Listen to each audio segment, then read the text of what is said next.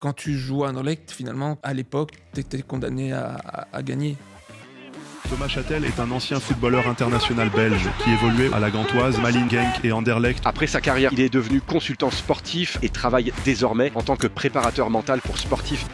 Dans ta fin de carrière à Anderlecht, tu commences à un petit peu moins jouer. Comment est-ce que tu gères la concurrence ? Difficilement. La préparation mentale qui aide à ça aussi, c'est d'avoir quelqu'un qui a du recul par rapport aux joueurs et qui puisse non pas faire les choses à sa place, mais l'aider à trouver les clés. C'est sûr que Vincent Kompany, c'était quelqu'un qui avait une attitude très relaxe, très cool, qui était impressionnante en fait pour son âge, surtout à l'époque. Et qu'est-ce que tu conseillerais à un joueur qui manque de temps de jeu dans son club ? De bosser plus que les autres à ce moment-là. T'as moins de temps de jeu, t'as moins de rythme. Tu dois trouver le moyen de compenser ça. Être motivé ou être concentré ? Tu devais le placer sur une échelle d'importance. Impossible. Avoir confiance en soi ou être capable de briller dans les grands moments. Thomas Châtel, tu joues au KRC Genk en 2002. En Champions League, vous affrontez notamment le Real Madrid, à l'époque des Galactiques, avec Beckham, Zidane, Roberto Carlos, Figo, etc. Au match aller au Bernabéu, Zidane et Beckham sont absents, mais il y a malgré tout Figo, Raoul, Casillas qui sont présents. Toi, avec Genk, tu n'es pas sélectionné pour ce match au Bernabéu. Ça doit forcément être une déception, non ?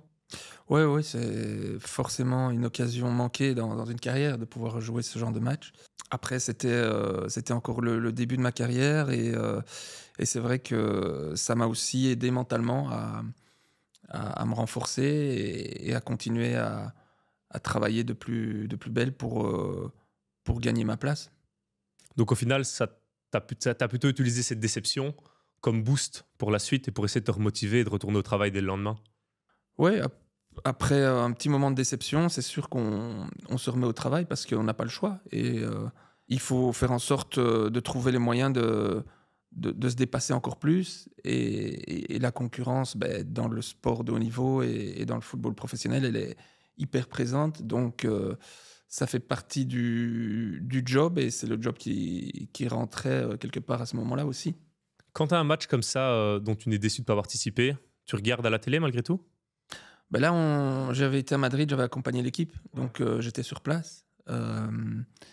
J'ai envie de dire c'est d'autant plus dur parce qu'on est impuissant, évidemment. Comme jeune, ça reste quand même une expérience énorme. Heureusement, j'ai pu jouer le match retour et du coup, ça atténue un petit peu la déception. Ouais, on va revenir de ce match retour. Mais pour le match aller, malgré tout, est-ce que... Bon, on connaît les sportifs qui sont compétiteurs et encore plus les footballeurs. Quand tu vois ton équipe jouer, même si c'est un sport collectif, on a malgré tout aussi un petit peu l'ego qui parle. Est-ce qu'on a envie de voir son équipe gagner malgré tout ? Oui, parce que je pense que il y a cet aspect compétition et donc on fait partie d'un groupe qui est dans une poule de Ligue des Champions et on a envie quand même de terminer le plus haut possible. Mais c'est vrai que surtout quand on est jeune encore, il y a aussi ce côté de dire j'ai peut-être plus de chances de revenir dans le coup si ça se passe moins bien. Il ne faut pas nier ce côté-là. Mais plus on prend de l'expérience, plus on se rend compte qu'en fait, il vaut mieux être derrière son équipe quoi qu'il arrive, parce que rentrer dans une équipe qui tourne moins bien, c'est pas non plus l'idéal. Et donc, il vaut mieux être dans un contexte positif et penser aussi à l'évolution de l'équipe, parce qu'elle profitera aussi à l'individu. C'est le discours que tu as maintenant avec l'expérience que tu as et du coup, l'expérience que tu as engendrée pendant toutes ces années, le fait que tu es moins dans le milieu en tout cas, ou c'était déjà ta mentalité à l'époque ? C'est le discours que j'ai maintenant avec le recul, parce que c'est sûr quand on est au début de sa carrière, on veut tout jouer et donc on a du mal parfois à prendre du recul aussi par rapport à des décisions de coach et donc la remise en question est parfois un petit peu plus compliquée. Mais c'est vrai qu'avec le recul, tu te dis que finalement, ça te dessert plus d'être dans la rancœur ou dans quelque chose qui n'est pas constructif par rapport au collectif. Ça te dessert plus qu'autre chose. Parce que j'ai regardé un reportage récemment sur Canal+, avec Samir Nasri, qui parlait de ces deux déceptions, notamment au Mondial 2010 et Mondial 2014, de ne pas avoir été sélectionné. Il nous expliquait quand même que quand il regardait l'équipe de France à la télé, il avait limite envie qu'ils perdent. J'avais entendu Koscielny aussi en 2018, qui lui, malgré tout, était un des piliers de l'équipe, mais qui avait été en plus pas pris à cause d'une blessure, donc même pas pour des raisons du coach ou quoi, qui malgré tout était devant sa télé un petit peu entre deux. Et moi, j'ai vécu cette expérience aussi. Quand on est sur le banc, c'est malgré tout compliqué. Et je pense que parfois c'est difficile à dire. J'ai déjà eu ces conversations avec certaines personnes qui me disaient non, moi je soutiens à fond mon équipe, quoi qu'il arrive, même si je suis sur le banc. Et je comprends que c'est la mentalité à avoir, mais c'est pas toujours facile de rentrer dans cette mentalité-là, quoi. Non, c'est même une des choses qui est le plus dur. Cet aspect-là du football est très compliqué à gérer, c'est-à-dire que c'est un sport collectif, mais aussi hyper individuel, parce qu'il y a une concurrence énorme et qu'il y a une sorte de compétition en interne dans une équipe. Mais encore une fois, si je regarde dans le rétroviseur et que je vois tous ces moments où j'étais parfois plus frustré que j'aurais dû l'être, ça ne m'a pas spécialement aidé à trouver les moyens et à me remettre en question pour aller chercher justement une place de titulaire. Moi, c'est vrai que je t'ai vu jouer quand j'étais jeune, quand tu étais à Genk, Gand et Anderlecht. Et de l'extérieur, c'est vrai que j'ai toujours trouvé que tu avais un profil assez bon garçon, gentil, calme, avec une bonne mentalité pour l'équipe, etc. Alors qu'il y avait des joueurs un peu plus grande gueule, sale gueule, avec un caractère un petit peu différent. Dans quel état d'esprit tu penses qu'on doit rentrer pour essayer d'avoir la plus grosse carrière possible? Est-ce qu'il faut être un peu plus égoïste, un peu plus sale gueule, ou est-ce qu'il faut essayer parfois de faire profil bas? Moi, je pense qu'il faut tout simplement rester soi-même. Le plus possible, parce que c'est pas toujours possible, ou en tout cas complètement possible, mais il faut pas chercher à jouer un rôle par rapport au coach ou par rapport aux autres joueurs ou par rapport au milieu. Faut un maximum tracer sa route, faire en sorte que on se donne le plus de chances possible pour réussir, donc pour avoir sa place dans l'équipe et puis pour être le plus performant possible. Et donc, c'est ce que j'ai essayé de faire tout au long de ma carrière. Et c'est pas ce qui est le plus évident, parce que c'est vrai que parfois on est tenté de jouer un rôle ou quoi pour plaire. Mais je pense qu'à long terme, ça n'aide pas. Et ça permet pas d'aller chercher les petits pourcentages qui font que... les petits détails qui font qu'on réussit finalement. Donc on a parlé de ce match aller où finalement Genk perd 6-0 à l'extérieur au Bernabéu. Il y a le match retour où là tu es sélectionné, tu es sur le banc. Comment est-ce que ça se passe dans ta tête? J'imagine que tu dois être d'un côté fier aussi d'être sur le banc, et aussi la pression de jouer contre une équipe comme ça. Comment est-ce que tu gères toutes ces émotions? Fier d'être sur le banc, je ne l'étais jamais. J'avais envie de tout jouer. Donc il a dû avoir une certaine déception aussi d'être sur le banc. Maintenant, c'est vrai qu'au match aller, du coup, j'étais pas repris. Il y a l'envie, évidemment, de faire en sorte de briller face à ce qu'ils ont fait de mieux dans le monde du football à ce moment-là. Donc, de monter le plus vite possible. Et puis, en effet, il y a une forme de nervosité à gérer. Et c'est vrai que là, en tant que jeune joueur, je sais pas, je devais avoir 19 ans, un truc comme ça. C'est pas ce qu'il y a de plus facile, parce que t'as pas encore appris à gérer toutes tes émotions, à canaliser ta nervosité, et donc là, sans doute que tu perds et que j'ai perdu un petit peu d'influx nerveux aussi dans ces moments-là. Et quand tu montes sur le terrain, donc tu montes à la 60e minute, tu remplaces Kevin Vandenberg. Est-ce que cette montée sur le terrain, est-ce qu'elle change par rapport à une montée classique en Pro League, ou vraiment le fait de jouer en Champions League contre le Real à domicile, ça change quelque chose? Ça rend les choses plus incroyables. Ça rend sans doute la pression encore un peu plus importante. Mais d'un autre côté, il y a aussi le côté rien à perdre face à ce genre d'équipe qui aide et dont il faut s'aider. Donc, je pense qu'il y a un petit peu des deux. Il y a un peu plus de nervosité parce que c'est le Real Madrid, mais il y a aussi le fait de dire OK, on est à la base intrinsèquement moins fort, et donc on ne peut que... On n'a pas grand-chose à perdre, quoi. Et au final, c'est 1-1. Au final, c'est 1-1. Et j'ai même une occasion, un moment, pour faire 2-1. Je pense que c'était Casillas au but à l'époque et voilà, il dévie la balle, mais ça reste un énorme souvenir. Ouais. Ça te sert de boost quand même d'avoir un résultat comme ça contre une équipe pareille pour le reste de la saison? Ouais, c'est clair, ça a mis l'équipe en confiance et ça a permis de faire d'autres résultats après dans la saison. Mais c'est clair que ça donne envie aussi d'aller plus haut, de côtoyer ce genre de joueurs ou de les affronter. Tu te dis, bah ouais, ça c'est quand même le top, quoi. Un peu plus tard dans ta carrière, il y a ton transfert à Anderlecht.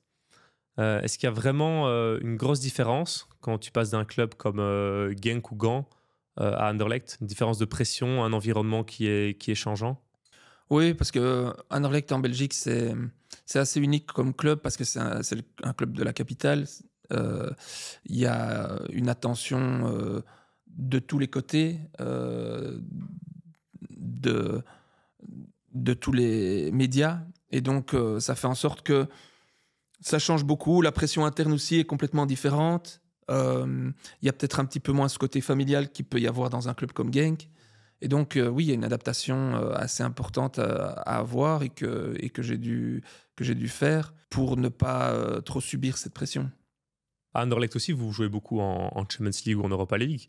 C'est une époque où Anderlecht est quasiment tout le temps dans les premières places en Belgique. Du coup, ça leur permet de chaque année jouer des compétitions européennes. Comment est-ce que tu gères la différence entre vivre souvent des victoires ici dans le championnat belge et puis avoir des compétitions européennes où Anderlecht n'était pas tant habitué à la victoire que ça? C'est sûr que là aussi, il y a une adaptation mentale à avoir et se dire que à Anderlecht, il y a une attente à l'époque d'être champion chaque année. Et donc, on peut pas se permettre de perdre 2 matchs de suite. Il y a tout de suite une pression qui s'installe en interne. Il y a un malaise que tu ressens aussi dans le club. Et donc, petit à petit, tu perçois cette exigence et tu comprends que une défaite égale presque crise. Et donc, finalement, ça devient habituel et tu sais que quand tu joues à Anderlecht, finalement, à l'époque, tu étais condamné à gagner. Toute autre chose que la victoire n'était pas bonne et même une victoire sans panache n'était pas spécialement appréciée par le public ou par les médias. Dans ta fin de carrière à Anderlecht, donc 2009-2010 notamment, tu commences à un petit peu moins jouer. Il y a d'autres joueurs qui jouent à ta place. Comment est-ce que tu gères la concurrence avec ton concurrent direct, sachant qu'il a plus de temps que toi? Difficilement.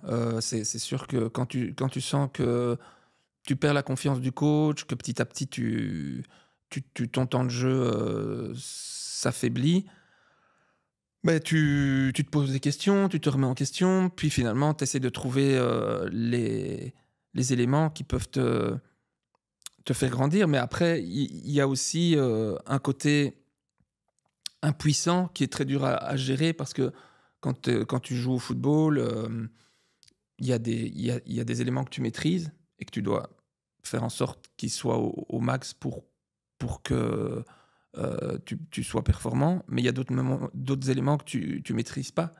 Et donc, ça, c'est compliqué à accepter et c'est quelque chose que tu comprends peut-être parfois trop tard. C'est de savoir qu'il y a des éléments qu'on appelle extrinsèques que tu n'as pas en main et ça sert pas à grand-chose de se battre contre ça. Le choix d'un entraîneur parfois peut être très subjectif. Il y a des questions parfois de transfert. Il y a plein de choses qui peuvent entrer en compte. Et donc ça sert à rien de se battre et de mettre de l'énergie contre ça. Tu gardes malgré tout une bonne relation en général avec tes concurrents directs? Oui, la relation elle était bonne. Je pense que ça sert à rien non plus d'être dans de la rancœur. Donc l'idée, c'est d'essayer de se pousser l'un l'autre. Et après, finalement, il y a un staff et un entraîneur qui font un choix. Et encore une fois, il n'est pas toujours hyper objectif, ce choix. Il peut être fait aussi en fonction d'une tactique ou de différents profils dans l'équipe. Et ça, c'est quelque chose qui est parfois, en effet, difficile à comprendre sur le moment même. Et qu'est-ce que tu conseillerais à un joueur qui manque de temps de jeu dans son club ou dans son équipe? De bosser plus que les autres à ce moment-là. Parce qu'il n'y a rien à faire, tu as moins de temps de jeu, ça veut dire que tu as moins de rythme, et que donc tu dois trouver le moyen de compenser ça. Il y a aussi parfois des coachs qui sont obsédés par un système de jeu, par une méthode, et pour qui certains joueurs ne conviennent pas. Et là, j'ai l'impression que c'est parfois un petit peu inutile de se battre et qu'on se bat un petit peu dans le vide, non? Non, c'est jamais inutile de se battre, mais c'est inutile de se battre contre les éléments, comme je disais, qui sont externes et que tu ne maîtrises pas. Mais se battre avec les choses qu'on maîtrise, continuer à se donner des objectifs de moyens, de performance, ça c'est hyper important. Et c'est pour ça qu'un joueur de foot, c'est hyper important qu'il ait ses objectifs aussi à lui, qui ne dépendent pas des autres. Ok. En parlant d'autres joueurs, parmi tous les joueurs que tu as côtoyés, tu as aussi eu des sélections, 3 sélections en équipe nationale, si je ne me trompe pas. Qui gérait le mieux la pression de tous les joueurs que tu as côtoyés? Ouais, c'est sûr que Vincent Kompany, c'était quelqu'un qui avait une attitude très, très relaxe, très cool, qui était impressionnante en fait, pour son âge, surtout à l'époque. La force tranquille un petit peu. Une sorte de force tranquille en effet. Et c'est vrai que ça, c'était très marquant pour son âge, de voir quelqu'un qui gère comme ça ces moments-là. Sinon, il y en avait d'autres qui avaient une autre forme de force mentale, comme Daniel Van Buiten qui joue au Bayern à l'époque et qui était assez impressionnant aussi dans cette façon de gérer cette carrière qui a explosé en très peu de temps en fait. Et à l'inverse, des joueurs qui avaient difficile à gérer cette pression?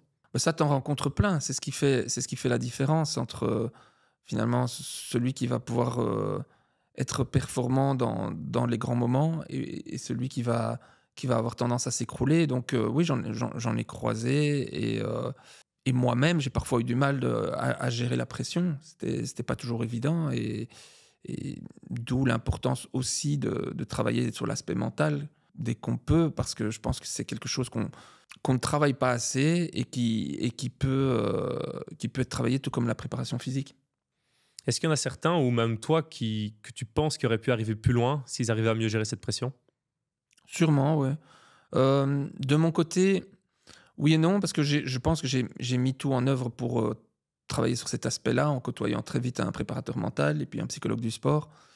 Par contre, il y a un autre aspect qui a été plus compliqué à gérer, c'est le corps et les blessures qui sont arrivées, avec quand même 4 grosses opérations, et puis pubalgie qui a duré longtemps.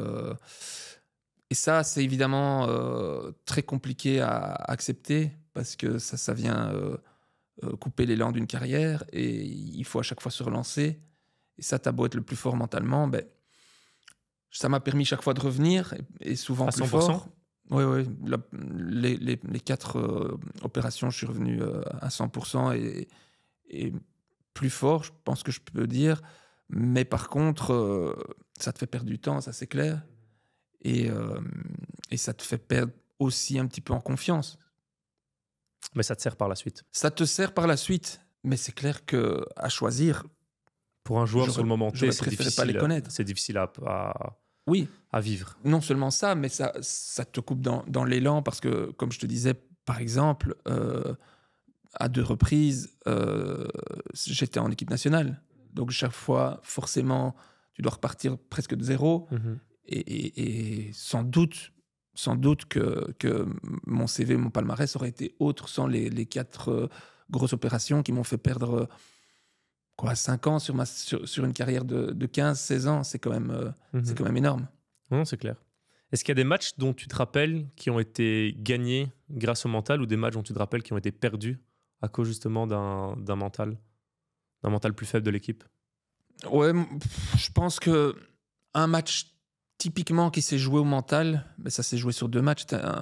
Le test match à l'époque contre le Standard, entre Anderlecht et le Standard, c'était l'époque où on avait dû jouer un test match parce qu'on était à égalité en fin de saison, et il y avait encore cette règle de test match.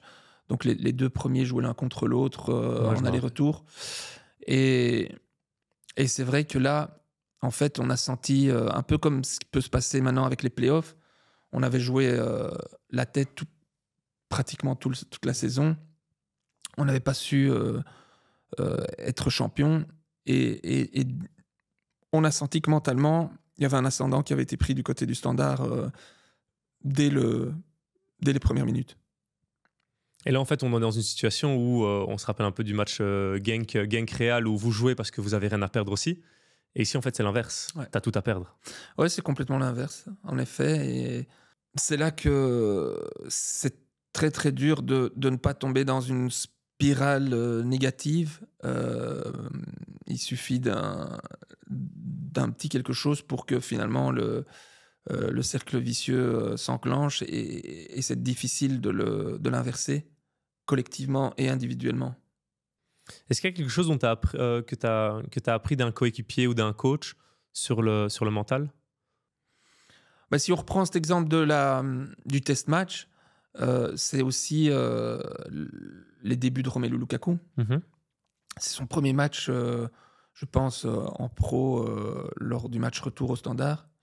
Et un petit peu à l'image de ce que je disais sur Vincent Kompany, lui, il est entré là dans ce match à l'époque, je pense qu'il devait avoir 16 ans, et il est entré avec toute son insouciance, mais aussi son panache, sa puissance.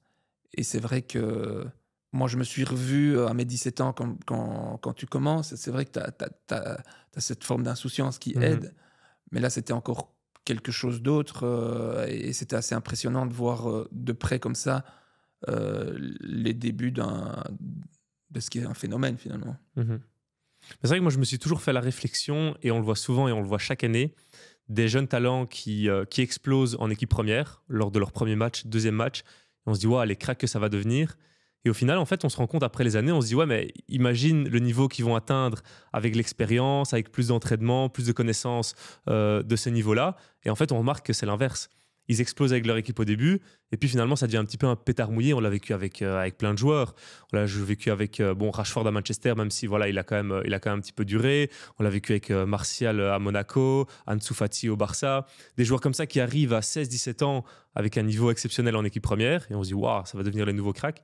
Et souvent, en fait, on les trouve meilleurs lors de leur début, quand ils ont encore cette insouciance et qu'ils jouent un petit peu au feeling. Et puis parfois, quand on les met dans une case, qu'ils doivent respecter un peu plus de règles tactiques, etc., au final, leur niveau descend un petit peu.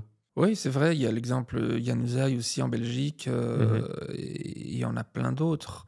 Je pense qu'il y a d'abord la tendance à trop vite s'emballer sur certains joueurs et à vouloir en faire tout de suite des stars. Mm-hmm. Ça, c'est pour le monde extérieur. Et pour ce qui est des joueurs... je pense qu'il est hyper important de se construire avec des fondations les plus solides possibles. Et je pense que pour ça, parfois, on ferait mieux d'attendre au niveau des clubs et des coachs qu'on soit sûr qu'un joueur ait ses fondations suffisamment solides. Et là, je parle de physique, mais je parle aussi de mental. Je trouve que le screening d'un joueur, il n'est pas suffisamment bien fait parfois, d'un jeune joueur, que pour se dire, est-ce qu'il est vraiment prêt maintenant à se prendre toute l'attention médiatique, toute la pression qu'il peut y avoir quand un joueur explose au niveau national ou international. Et ça, les clubs et les coachs devraient peut-être plus y réfléchir. Pour ce qui est des joueurs, ben c'est sûr que quand tu commences à 16-17 ans, comme moi j'ai pu commencer, en fait... le plus dur, il reste à faire. C'est de durer, c'est de s'installer, c'est de réagir au premier coup dur, c'est de s'adapter à un changement de coach, c'est de se relever d'une blessure. Tout ça, à tout ça, tu mesures si un joueur va pouvoir durer ou pas. Est-ce que toi, ça t'est déjà arrivé de perdre tes moyens? On l'a dit avec Genk, tu as notamment affronté Roberto Carlos. Il y a parfois des joueurs comme ça, vraiment costauds, vraiment intimidants, impressionnants.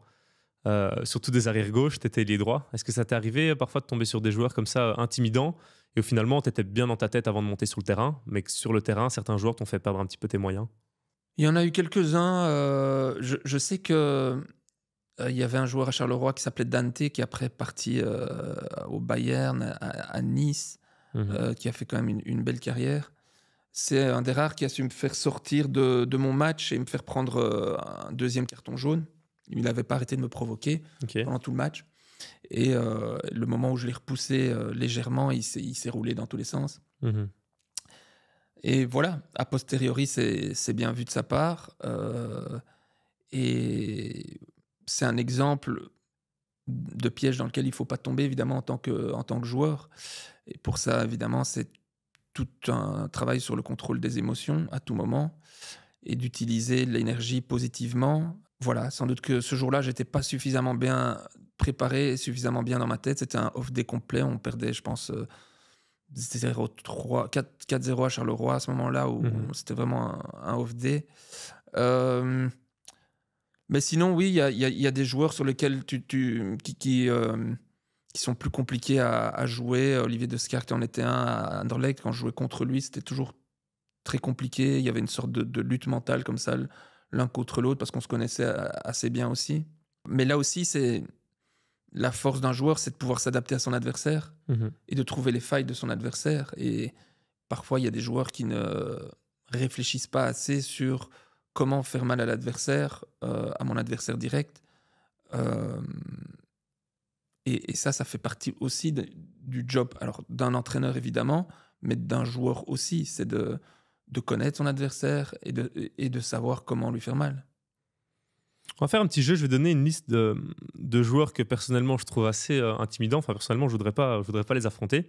Tu les as pas affrontés non plus, mais avec ta connaissance du football, tu vas me dire un petit peu. Donc, je vais te donner à chaque fois différents noms et tu me dis pour toi quel est le joueur le plus intimidant entre Sergio Ramos et Rudiger.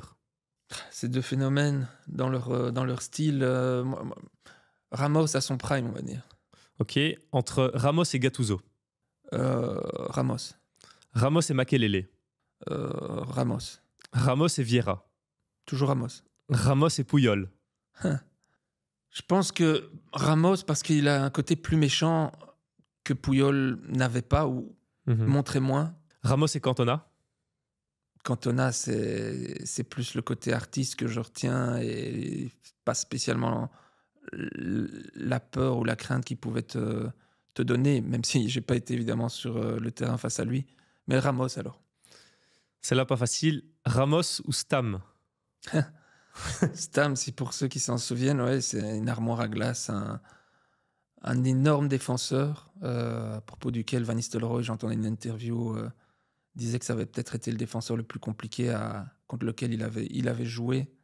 Donc, mais je reste sur Ramos parce que Ramos, il a ce côté vicieux, qu'a d'ailleurs Rudiger aussi. Hein. Pour moi, c'est vraiment les deux clients typiques.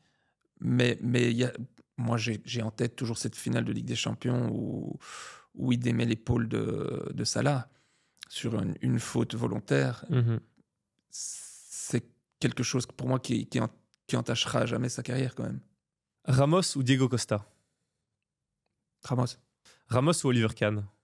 Oliver Kahn, il fait peur, mais il est dans son but, donc Ramos. Celle-là, pas facile non plus. Ramos ou Pepe. Ah ouais, Pepe. Je l'avais oublié celui-là aussi. Et là, tu as le trio magique hein, avec Pepe, Rudiger et Ramos. Respect à la carrière de Pepe, à la carrière des trois qu'on a cités, mais seul de Pepe, je l'avais encore commenté avec Porto. Il avait 39, 40 ans. C'est incroyable ce qu'il a fait. Super défenseur, mais un défenseur qui, en effet, pouvait aussi être très méchant, mais un petit peu moins vicieux que Ramos. Et pour le dernier, Ramos ou Roy Keane. On retient quand même la faute de Roy Keane sur le père d'Haaland à City pour se venger. Ouais. Et qui a malheureusement mis fin à la carrière du père d'Haaland. Donc pour moi, ça reste malgré tout deux clients. Ramos et Roy Keane, le choix est compliqué. Le choix est compliqué, mais alors je le mettrais en 4 du trio magique dont on a parlé juste après. Roy Keane, c'était aussi un capitaine emblématique et un milieu de terrain énorme. Mais ça, c'était encore une autre époque où on pouvait se permettre des choses sur le terrain ou qu'on peut plus se permettre aussi. Moi, pour gérer ce genre de choses et pour gérer un petit peu la pression, je parle aussi souvent à mes joueurs d'essayer de jouer sur leur qualité pour les mettre en confiance. Toi, une de tes qualités, c'était ta vitesse, non? Ouais. Tu as travaillé avec Jacques Borlée pendant ton adolescence, qui aujourd'hui, bien sûr, est connu du fait aussi que ses trois fils sont arrivés quand même à un certain niveau mondial en athlétisme. Est-ce que ça t'a appris vraiment d'avoir l'expérience de quelqu'un qui connaissait le monde de l'athlétisme, qui avait des capacités pour t'enseigner la vitesse qu'on n'arrive pas souvent à trouver chez les entraîneurs au football? Oui, ça m'a beaucoup aidé le travail que j'ai fait avec Jacques Bourlet, mais pas spécialement parce qu'il y avait ce côté expérience en athlétisme et champion qu'il a été en athlétisme, mais surtout parce que c'était quelqu'un qui était très méticuleux dans ce qu'il faisait et dans la préparation physique qu'il donnait. Aussi parce que à cette époque-là, je côtoyais d'autres sportifs, d'autres sports qui coachaient comme préparateur physique, que ce soit dans le tennis avec Christophe Rocus ou d'autres, dans le basket, puisqu'il avait l'équipe de Bruxelles à l'époque dont il s'occupait. Et ça, je trouvais ça hyper enrichissant d'avoir une vue et des échanges sur comment ça se passe dans d'autres sports, comment ils s'en sortent, comment ils s'entraînent. Et ça, je trouve qu'on ne fait pas assez non plus dans le football, s'intéresser sur les façons de s'entraîner d'autres sportifs. Ce qui permet à un footballeur de se remettre en question et de savoir qu'est-ce que lui pourrait mettre en place d'autre pour encore évoluer, puisqu'on le sait, plus on monte de niveau, plus ça se joue sur des grains de sable, des tout petits détails qui peuvent être ce qui se fait dans d'autres sports, par exemple. Mais c'est vrai que tu as mis le doigt dessus, en dehors du fait de vitesse ou d'athlétisme ou quoi. Il y a le fait surtout que l'athlétisme, c'est un sport où le moindre centième va compter, le moindre détail. Et tout se joue là-dessus, en fait.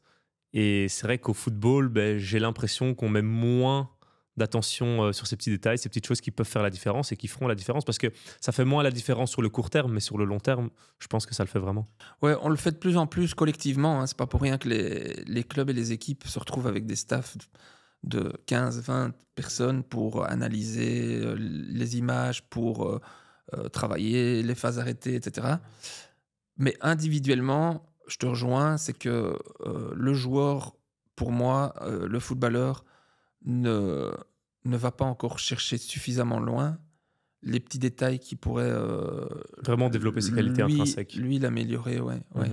Et pour ça, il faut souvent avoir quelqu'un aussi qui prenne du recul par rapport à toi. Et je reviens à la préparation mentale qui aide à ça aussi. C'est d'avoir quelqu'un qui a du recul par rapport aux joueurs et qui puisse non pas faire les choses à sa place ou lui donner les clés, mais l'aider à trouver les clés. On va retourner un petit peu sur la préparation mentale. Donc, après ta carrière de footballeur, tu te reconvertis notamment en préparateur mental et tu encadres maintenant différents joueurs de différents sports. Je voudrais te donner ici une petite situation pratique et tu vas me dire ce que toi, tu conseillerais de faire aux joueurs dans cette situation-là. Donc, tu as un joueur qui, durant un match, rate une action décisive qui est considérée comme simple. Donc, par exemple, un attaquant qui rate un face-à-face considéré facile, ou un gardien qui fait une bourde et qui engendre un but et donc potentiellement la défaite de son équipe. Qu'est-ce que tu penses qu'il doit faire pour ne pas subir ça et revenir dans son match? Il doit chercher à faire le vide dans sa tête le plus rapidement possible. Évidemment, c'est ce qu'il y a de plus dur, surtout dans les conditions que tu expliques là.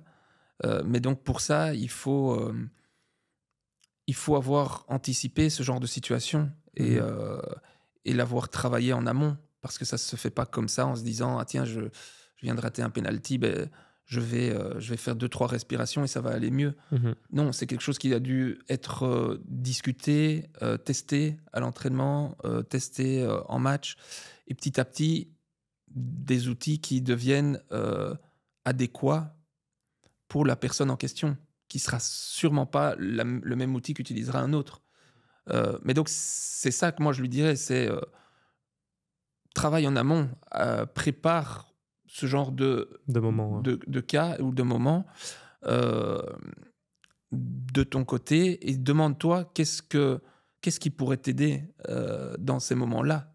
Ça peut être la visualisation, ça peut être la respiration, ça peut être une petite routine, ça peut être un ancrage, il y a plein de possibilités. Mais si ça ne vient pas du joueur lui-même qui va chercher aidé par quelqu'un, c'est sûr. Donc ça n'a pas été préparé et testé à l'avance. C'est comme pour la préparation physique.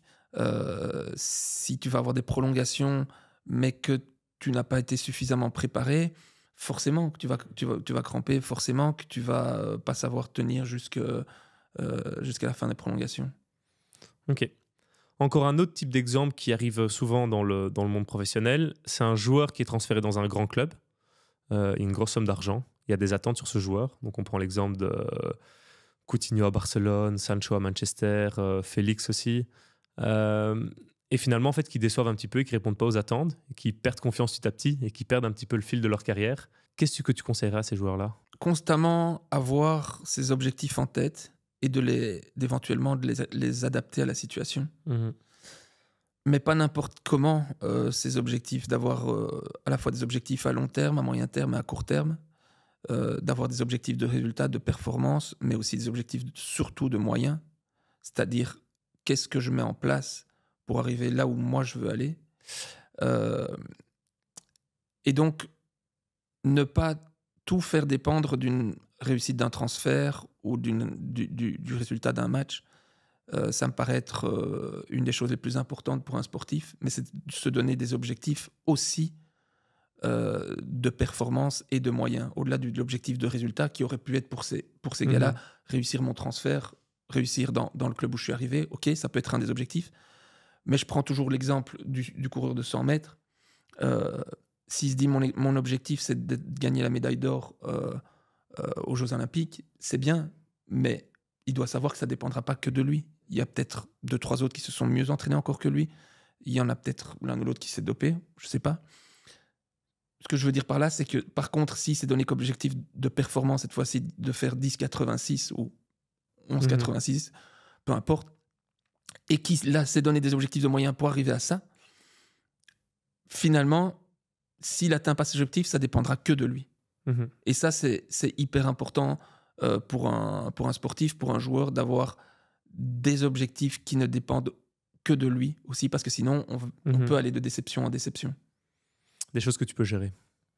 Que tu as en main, forcément on en a parlé, dans le football, on n'a pas tout en main. Et donc, on peut avoir des objectifs de résultats pour lesquels on n'a pas tout en main, mais il faut aussi avoir des objectifs dans lesquels on a 100% les choses en main. Et qu'on peut aussi quantifier, non? Et qu'on doit quantifier. Ça doit être quantifié en termes de temps et en termes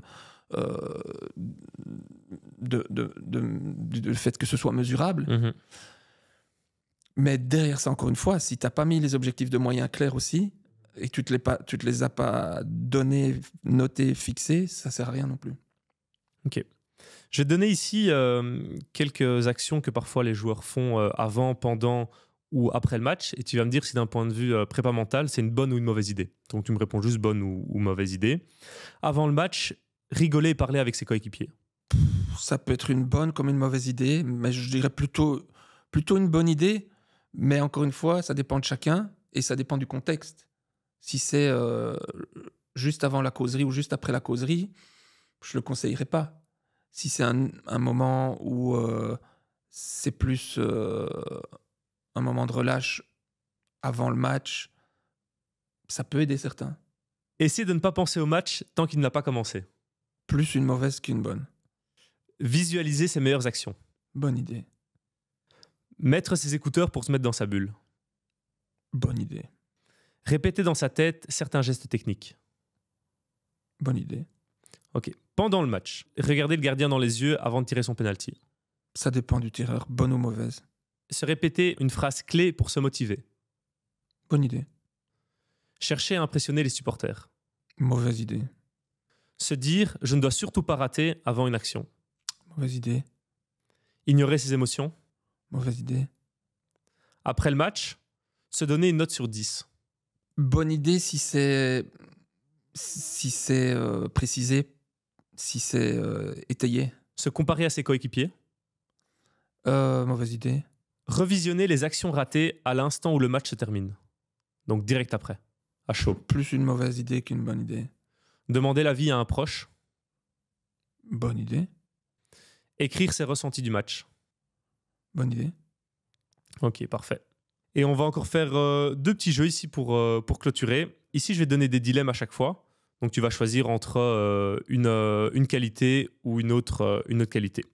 Et c'est à chaque fois la qualité que tu choisis qui reste, donc un petit peu comme avec les joueurs qu'on a fait là tantôt. Entre Être motivé ou être concentré? Quel est le plus important? Même si on sait, ils sont tous importants, mais tu devais les placer sur une échelle d'importance. Impossible.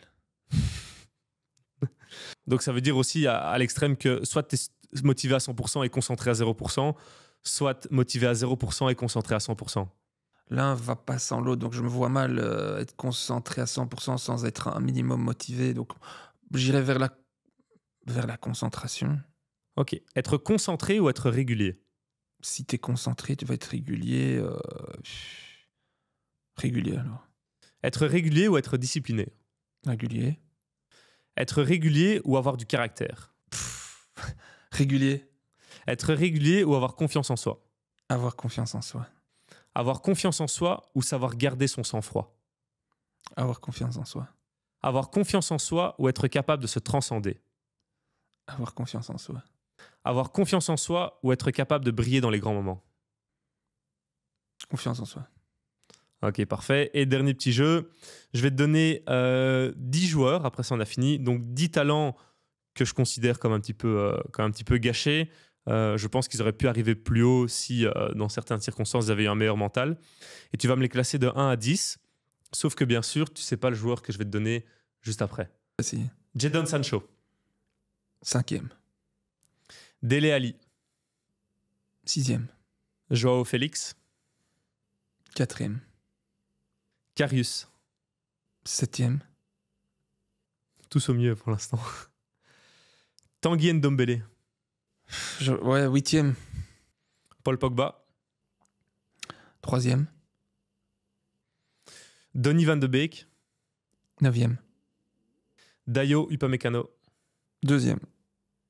André Onana. 10e. Et du coup, le dernier, Ansu Fati. 1er. Ok. Il y a mieux, il y a pire. Ok, nickel. Un grand merci Thomas. Avec plaisir.